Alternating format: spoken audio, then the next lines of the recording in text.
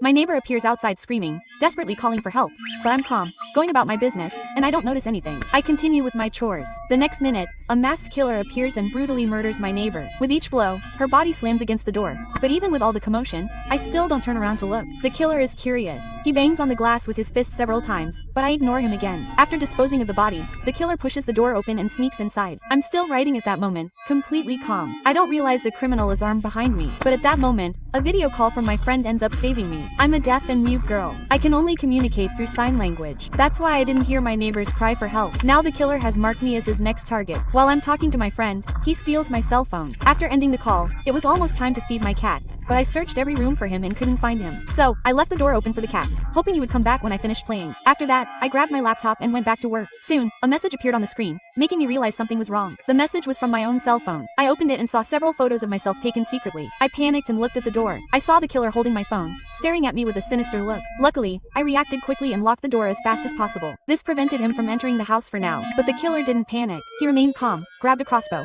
and started looking for another entrance. Since my cell phone wasn't with me, I tried to contact the police through the computer, but the killer got to the house's electrical panel first and destroyed it, ruining my plan to call for help. Then he used a knife to scratch the glass, and I was terrified. To make matters worse, he punctures my car tires, one by one, right in front of me, trying to trap me completely inside the house. With no way out, I try to communicate with him. I take a lipstick from my purse, right on the window, and use the flashlight to get his attention. I didn't see his face. If you leave, I promise not to tell anyone about this night. But the killer suddenly gets up after reading and removes his mask right in front of me. This left me completely trapped. He wasn't going to leave me alive. The killer isn't in a hurry to come in. He wants to wait for me to collapse, as that would make his hunt more fun. But I don't intend to die, and I'm not going to stand here waiting for death. I find two makeshift weapons in the kitchen, a small knife and a hammer. Then, I retreat to the bedroom, blocking the only door. That way, while I protect the window, I can hold out until dawn. And to scare me even more, he uses my neighbor's body like a puppet, constantly banging on the glass, as if to say, this will be your fate too. Just as I'm about to break down, I suddenly remember. My neighbor always kept her cell phone in her pants pocket, and her body is right next to the window. If I can distract the killer,